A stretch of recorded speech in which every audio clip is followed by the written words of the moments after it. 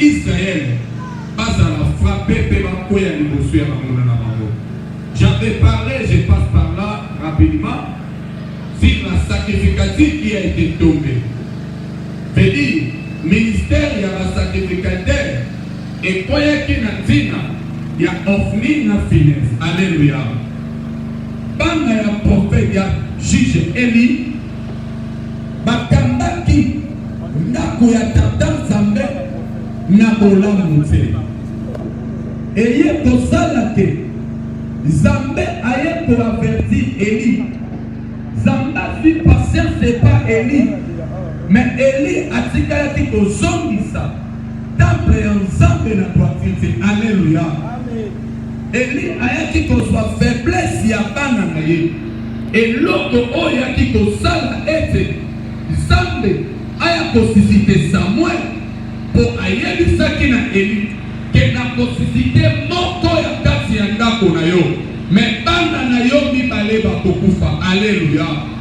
Il avait révélé déjà Samuel que lokola bino botosite bosali oyo ngana sengaki te na kosekwisa moko kati na bino oyo kotambola na bobangi na ngai pe na bosolo na ngai tina.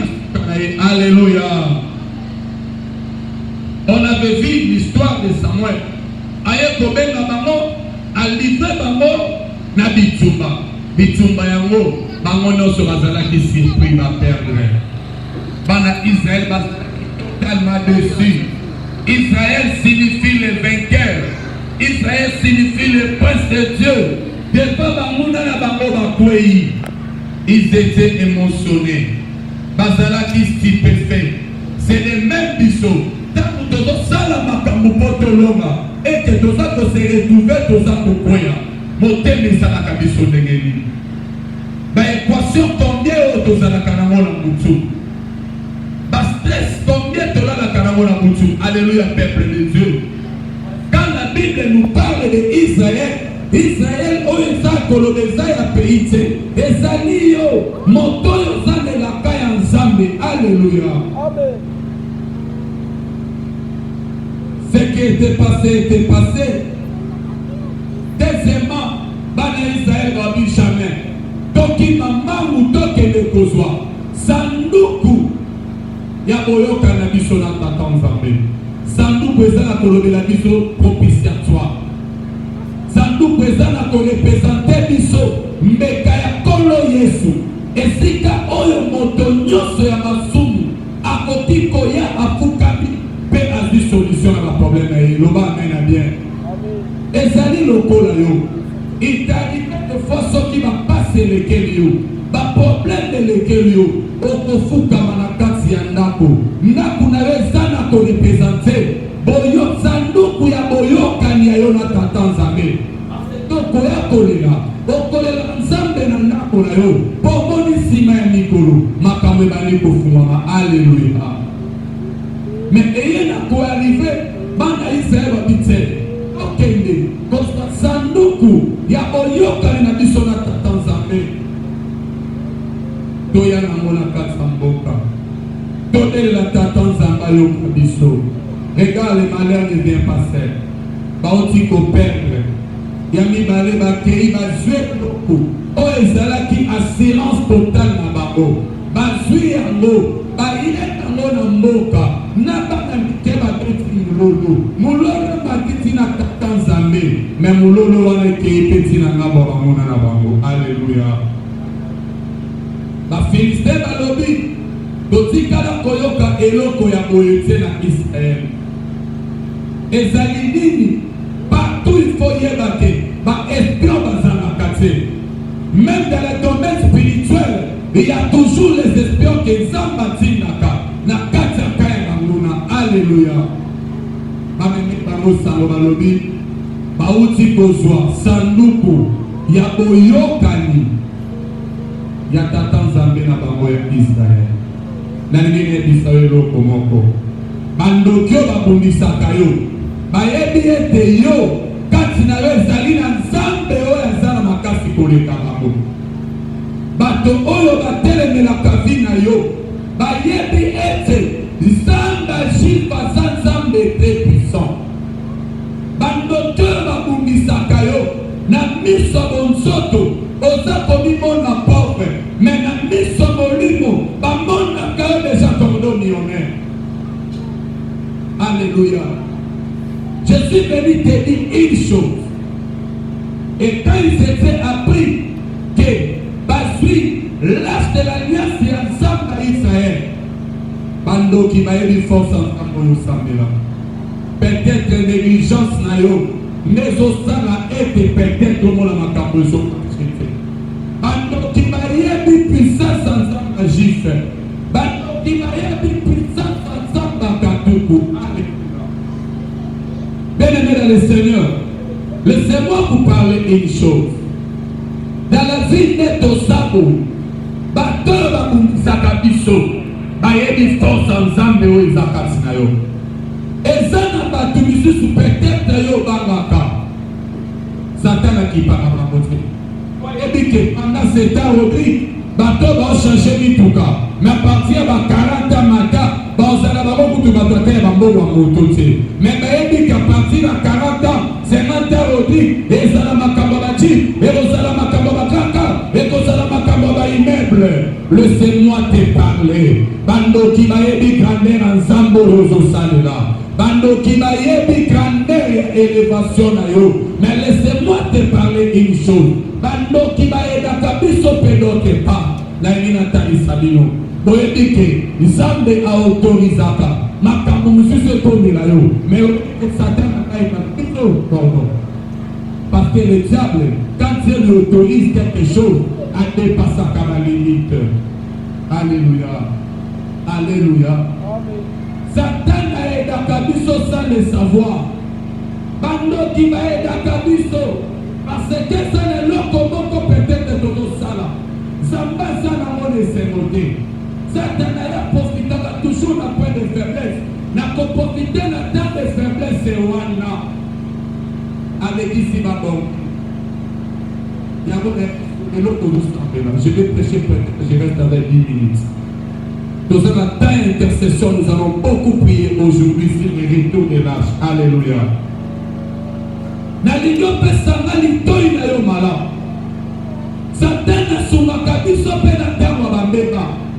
Tala ndenge Satan parce que quand il ensemble, ayebisaki Samuel que akofrape Eli, akofrape ndako na ye, ata offrande mon côté, ata sacrifice de mon côté, et kosili Satan na ye. Maintenant ko ekoyebisa yo, Satan exagéraki, ko exagéra Satana, et silisaki kana ya Nzambe pour Israël. Niveau oyo komi, Satan exagère. Niveau ya souffrance oyo komi présent na vie na yo. Niveau ya problème oyo na présent na vie na yo. Les âmes exagérés. Zamba tinga na ekoyebisa yo. Atelemi likolo ya likambo na yo maintenant. Aujourd'hui, je vous parle en tant que prophète. Zamba tinga na ekoyebisa yo.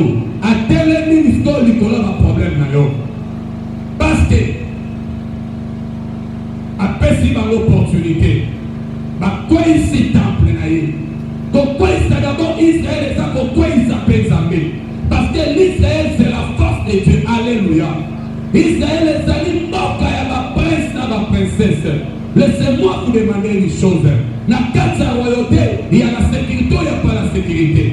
Mais quand l'adversaire aye kokota tina quand abattre bino na kata quand, je dis que abattre pe Zambé na bino. Alléluia. D'autres part le malheur est bon. Hier, je vous avais parlé que la souffrance est une alarme de Dieu qui sonne dans les cœurs de ses enfants. Pour être zombie, ça y est pas tata. Parce que souffrance, c'est un tina. Et ça fait un objectif, moi, qu'on a fait dans biso. Et ça, qu'on fait enseigner biso. D'autres, on peut-être passer dans biso. La présence dans biso, tous en nénénéné. Pour tous soit décision, il y a qu'on préparer petit peu ça la mène à bien. Il a débordé à 3000, 4000 hommes. La première attaque à guerre. Dieu a dit c'est bon. Vous comprenez qu'il n'a abandonné du nom. Bana Israël va s'angani, va créer pas la sage, va tourner la sage.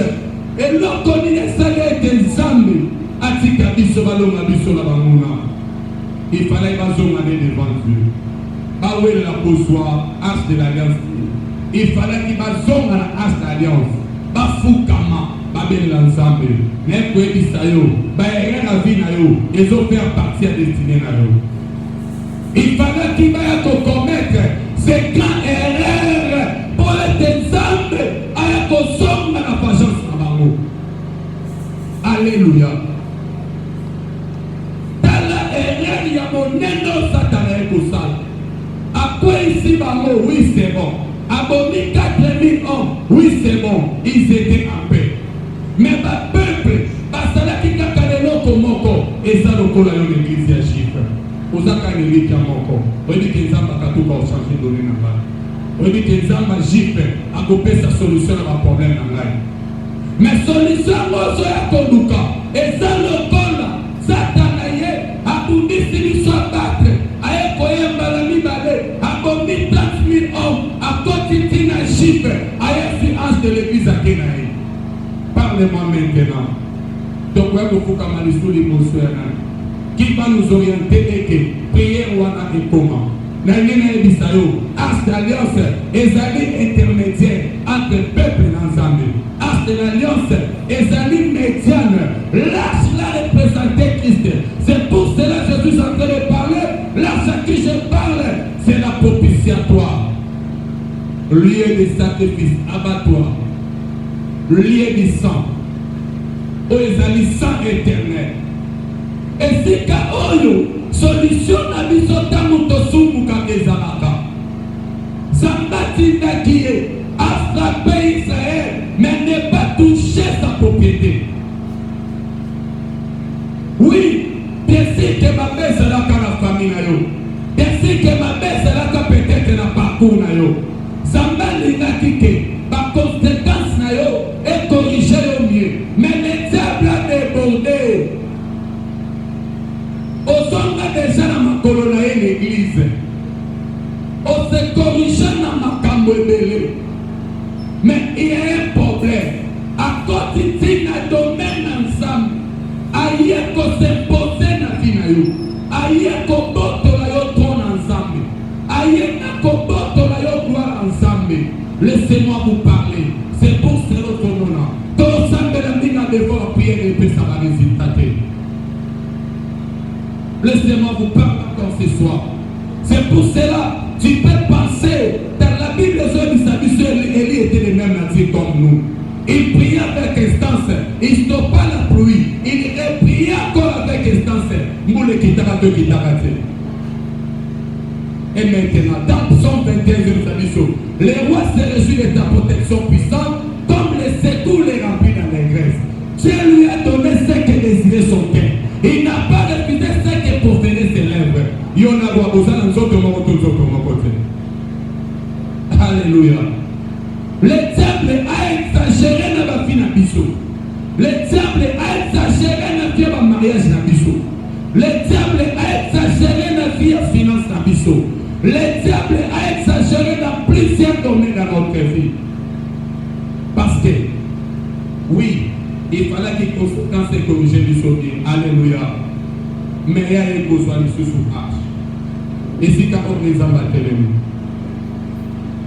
Il pouvait faire tout, mais il fallait que tu aies ensemble. Il fallait que tu aies la mission propitiatoire. Il fallait que tu aies la mission lieu de refuge. Et maintenant, ailleurs sur propitiatoire, à ce lieu de sacrifice, à ce lieu d'alliance, venir, il a prouvé. Zamba va tirer à la bête à Bino, na bête Bino, na boto de Bino du Soussou. Sanoukou ya oyokani. Il fallait que rêve ou un coma.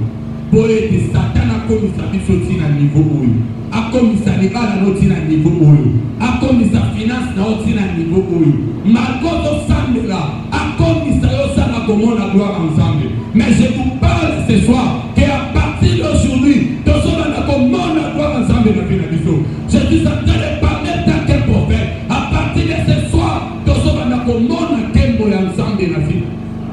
Et si Kabo Bakena qui na Arche Mano Sarabadioma. Arche Mani Badega.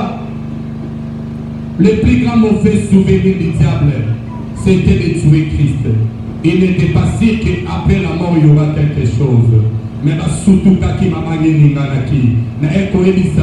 le plus grand erreur à salir la vie, et ça dit qu'on met comme un état oyo. Azo surtout Kasikoyo, n'a pas comme ma bagnesa na koningana. Azo surtout Kasikoyo, n'a pas comme ma bagnesa na koningana. Je suis en train de vous parler. Le plus grand erreur du diable, c'était de prendre l'âge. Il nous a pris l'âge. Il nous a prouvé que comment l'église en Benado. Et ce soir, Dieu m'a envoyé pour te dire.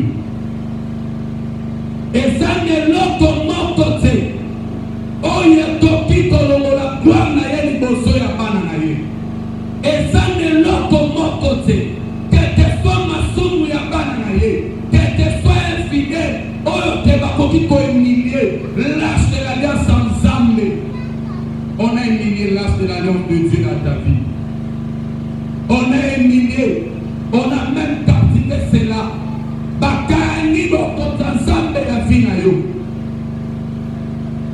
C'est là où le diable a commis une très grande erreur. Alléluia, peuple de Dieu. Il fallait mais à dépasser la limite.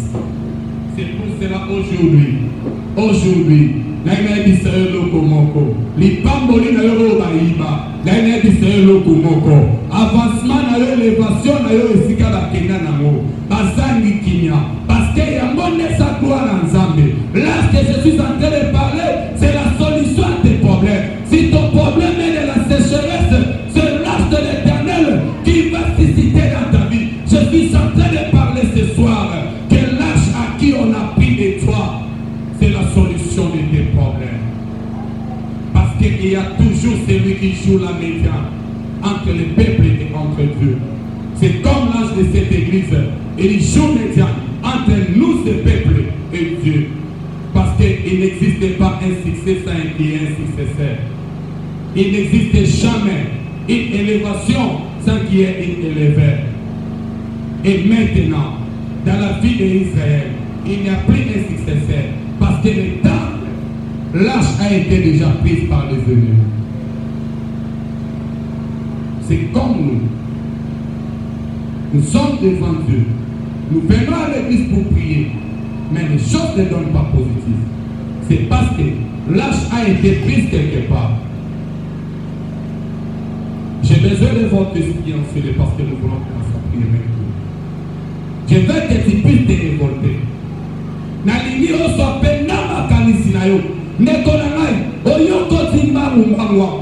Combien de personnes basana baba, combien de personnes basana ba hôtel, combien de personnes basont préparer crime na Boutou. Mais toi, tu as passé ce béni, accepter ta présence devant Dieu. À chaque fois, dans la distance, on nous voit qu'à la marque, combien de risques soient roulés avec les enfants pour venir chercher la face de Dieu. Maintenant, l'âge a été pris par tes ennemis. L'âge de ma vie a été pris par mes ennemis. L'âge de ta vie a été pris par tes ennemis. Zamba telemi skola ni kamona yo. Zamba telemi na kutua le ni kamona yo. Parce que par sacrifice de ça la maman, il faut soit discuter nango. Nyoso c'est la koluka. Et ça la discuter nango. La Bible nous parle sur la récompense. La Bible nous parle que Dieu est humain. C'est à travers l'âge qui te facilite que ta prière monte. Même si tu avais un peu de problème, quand tu viens devant l'âge, tu cries à Dieu, tu amènes tes sacrifices. C'est l'âge qui donne les rapports. Et il y a la perte de l'âge dans notre vie. Mais nous voulons que ce soit, que ces âges soient renvoyés à nous. Côté le micro ensemble. Il y a un problème de l'âge qui a été prise dans ton mariage, dans ta santé, dans ton travail, dans la vie de tes enfants. Il a dit que vous verrez la différence entre mes enfants et les gens de ce monde. Vous verrez la différence entre ceux qui me servent et ceux qui ne me servent pas. Où est cette différence? Dans ta vie, tu as donné ta jeunesse à Dieu. Tu t'es sacrifié en pleine jeunesse. Yakotika makabobele ponanza. Zamba tindinga na yebisa yo. Atele mina mikambo na yo. Zamba tindinga na pokwa lelo. Na yeko yebisa yo. Atele mina mikambo na yo. Dieu est venu pour prouver tes anniversaires maintenant. Que rien est plus glorieux que sa gloire. Humilié et captivé. Ozobana bosande la. Ensemble. Natani alliance dans ma vie. Natani secours. Mungu na autorisa betanga. Mungu na autorisa salanga mabe. Me atoka ngai. Sanduku ya boyokani yanga na yo papa. Natana poste alliance na yo soma na pokwa lelo. Natana poste yo ka sacrifice na la pokwa lelo. Allez, commence à prier maintenant. Commence à prier maintenant. Dis à ton Dieu, maintenant, maintenant, maintenant, kota likamorayo, akota likamorayo, akota likamorayo. Oh mon Dieu, mon roi, papa. Yahweh pasi na mimi Yahweh. Kazi sanduku. Yahweh okani yangana yo Yahweh nazozanga. Yahweh losambo na neko makate papa. Yahweh kwa na yo na vina neko ma immigration. Sambo ya wana yako mimela nenekani o sokolo. Yahweh vina nakaka la nitsoli zambe. Basana koloba nesha ka chepo ya suka na vina yo. Na ninyo sambe la kona vina yo na popo lelo. Mata papa, ce soir l'esprit exerce de Dieu. Commence à prier à Dieu. Yébissan Zambé, Yébissan Zambé, Olobiete, tu es venu pour prouver mes anniversaires. Yahweh a dit ça, que rien n'est plus glorieux que ta gloire, Yahweh. Ta gloire qui est humiliée dans ma vie. Moi, je vais humilier la vie là-bas. Moi, je vais accompagner la vie là-bas. Yahweh, combien va sortir dans la voie puissante à Katoukou? Combien va sortir dans la voie puissante à Katoukou? Yahweh, les gens vont aller à la bouture, Yahweh. Yahweh, la porte à la misère, Yahweh. Yahweh, la porte à la porte à la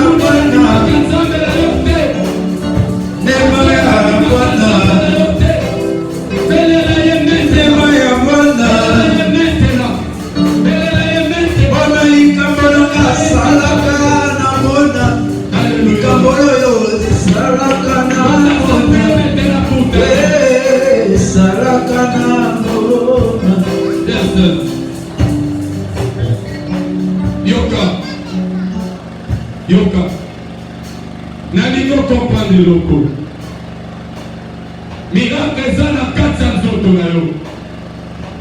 Na linoto pande loko tozosambela ndeko.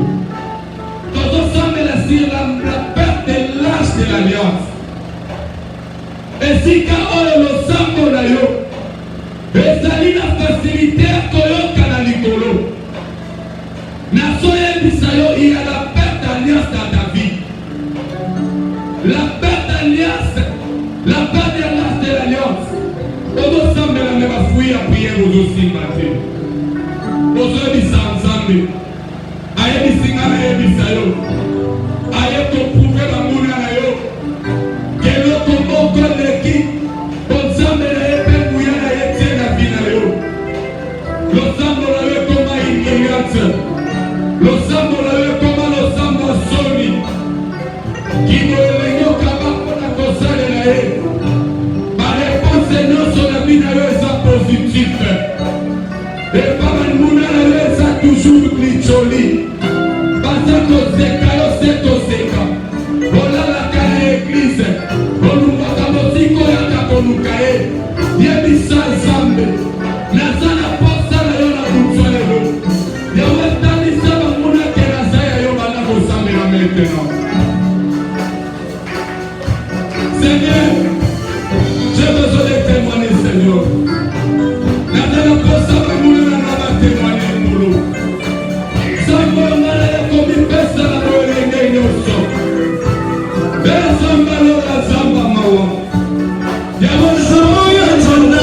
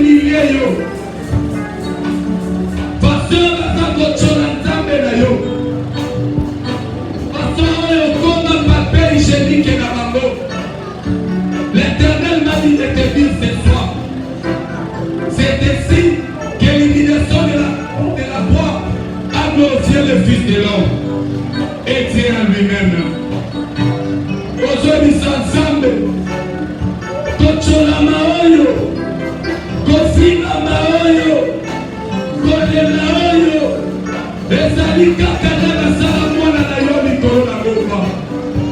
Yawe kazokitisaki lokumu na tembo na bina ye.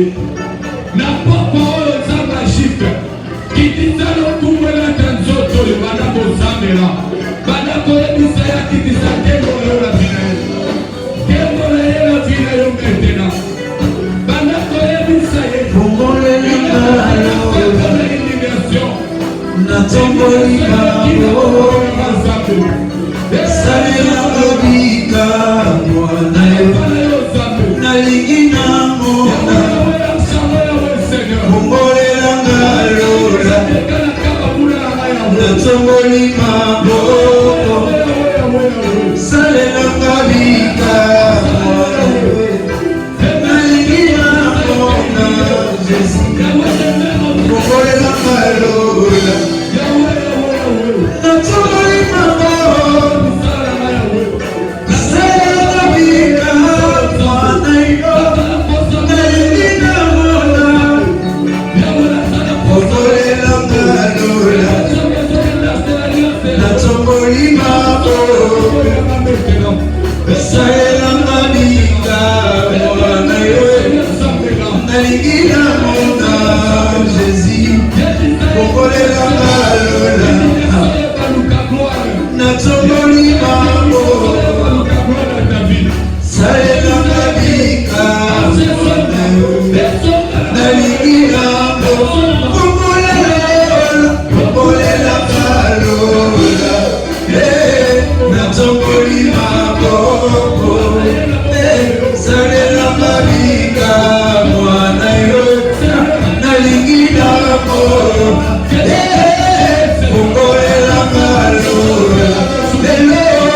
natongoli ngalo, Jésus, salela ngobika mwana yo, nalingi samakatuku. Fungolela ngalo, samakatuku, natongoli ngalo, samadanyone, salela ngobika mwana yo, nalingi samakatuku zawapie. Fungolela ngalo, natongoli ngalo, salela ngobika mwana, salela ngobika mwana yo, nalingi sama restauration zawapi. Fungolela ngalo, natongoli ngalo, salela ngobika mwana yo, nalingi osana pembeni lelo yo. Fungolela ngalo, natongoli ngalo, salela ngobika mwana yo, nalingi nango lelo nakomi na suka. Fungolela ngalo, natongoli ngalo, sitepe salela ngobika mwana yo, nakoyoka losambo yo. Fungolela ngalo, nakoyoka nga, natongoli ngalo, Yesu, salela ngobika mwana, nalingi namona.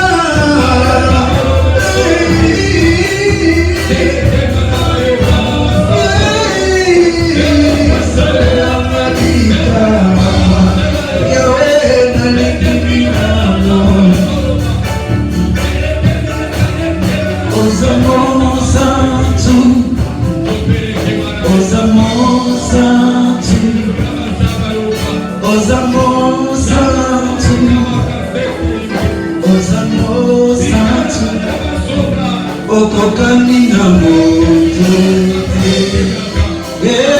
Yahweh, obonga na bonzambe Yahweh,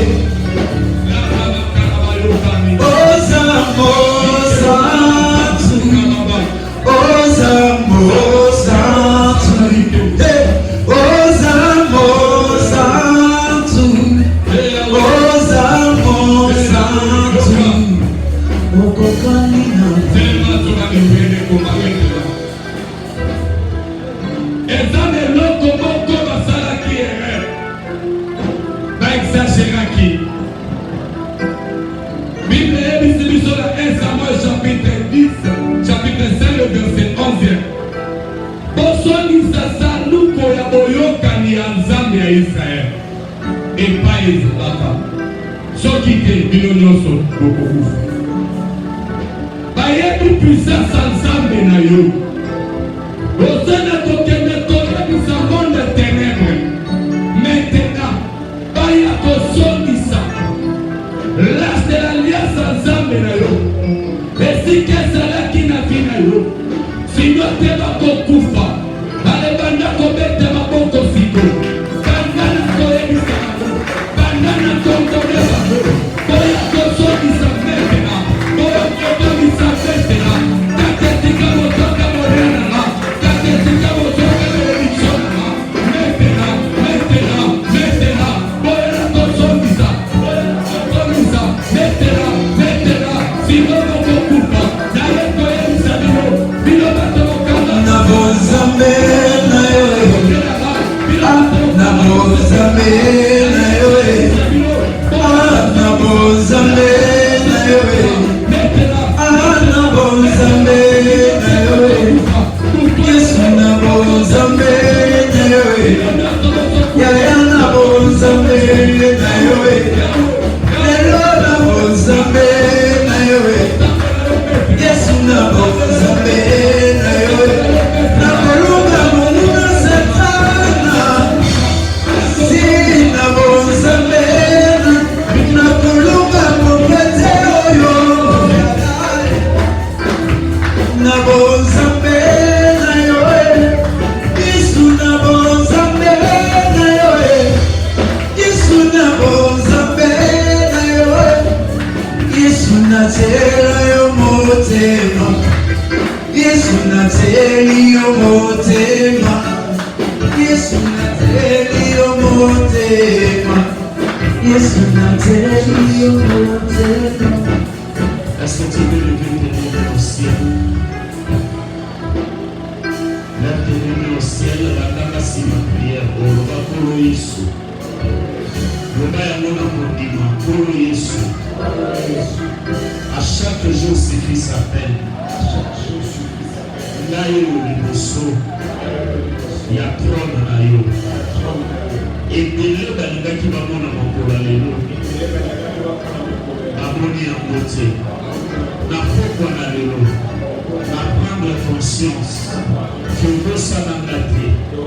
Na plan na yo. Bible lobi. Il y a de l'espérance pour tout celui qui vit. Si ta prière à l'élo, et la moussa, espérance et pour faire qu'il fasse son travail. Au nom de nous avons Yesu, Ngai, Dieu donné ta tout. Chaque mot, Ngai, Dieu donné ta tout. Nandini Sani, et na poko ya l'élo. Alliance na yo. Ekufati elamuki lelo arche na yo oyo bayitaki mpe molili ekota na vi na nga ezongi lelo loba ngai te loleka tobi natatoli na pokwa na lelo lipamboli oyo ya ngai eza skandale ya bamuna oyo eza ya ngai ezonga na vi na ngai oyo preparaki luta ebandeli mesala na vi na nga loba lelo na boyi vi nyonso ya plaja vi nyonso ya kopikole lelo vi oyo yobongisaki mpo na ngai ebanda lelo nakanda kovivre yango lelo nakanda kovivre yango lelo vi nyonso ya pasi vi nyonso ya kolela vi nyonso oyo nazokomprendre te esuka na kutu na lelo onobe alingaka kobeta maboko bana lokolinga yango bana koloko lokola molongi bana koloba etele nyonso esalamaka na maloba okilekelakaki na maloba eziosoloba te kosala oyo ebili te kokolisama nyonso oyo ekali kosala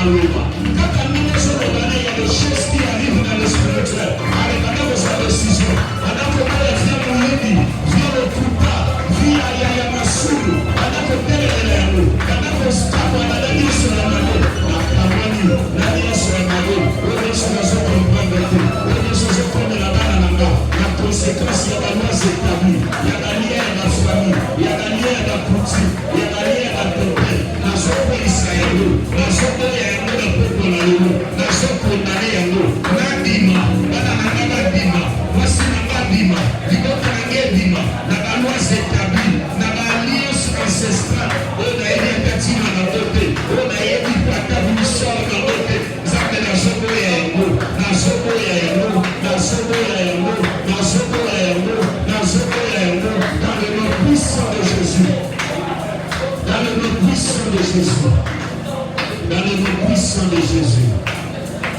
tes mains au ciel.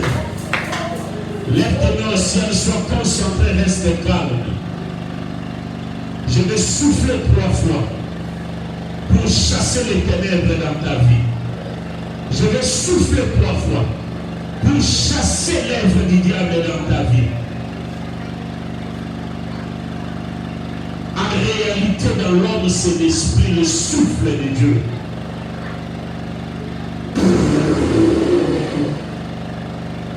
Que ce souffle traverse ton corps, ton âme, ton esprit et emporte tout ce qui était négatif dans ta vie. Souffle oyo et de manière sur un sac. Et l'on a qui le connaît et puis nous là. Et dans le qui na scène en beko et puis ma. On y se relise à la vie na yo. Et relise à la liberté na yo. On y se comprend na kate. On y se kokaba kolongo la te. C'était y se ya mabe. Et pour ta na vie na yo. Pour na kolelisa yo. Pour na kolimite yo. Et pour kana. Et puis nous là. Na poko na yo. Allez, quitte. Et puis ma na vie na yo. Loi s'établit aussi. Et tellement la vie na yo. Na bongo ina yo. On y est sur les misakayo. On y est sur un péchakayo avancé. Et croyez à la poko na yo. Dans le nom puissant de Jésus. Dans le nom puissant de Jésus. Allez, sors. Loi établie. Je t'exige l'ordre maintenant de quitter le corps, de libérer les âmes. Maintenant. Je dis maintenant. Je dis maintenant. Esprit méchant. Esprit lié à la coutume, au totem. Au nom de Jésus que je sais. Je vous intime l'ordre de libérer les vies. On y se couvre qui n'a vie dans eux. Zamba Bongori, à côté, papa c'est Bongori, à Bongori. Tout ce qui n'était-il pas te rend fort, on nous dit que midi à l'ondioté. La preuve est que tu es encore vivant.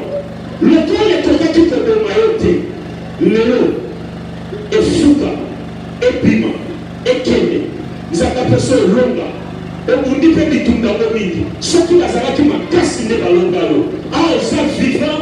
On se met comme un homme, on se met comme un homme, on se proclame victoire en Zambie. Alors qu'on est dans la salle de Londi, et qu'on est dans la paix, passion et qu'on est dans la paix, malade et qu'on est dans la paix, tabou et qu'on est dans la paix, pauvreté et qu'on est dans la paix. Allez, parce que tout ce qui n'est que tu peux te renforcer. Allez, remercier le Seigneur, et ta maman pour remercier, et Satan, le coup d'appeler l'examen de la vie dans l'eau, mais j'ai dit miracle dans le nom puissant de Jésus-Christ de Nazareth.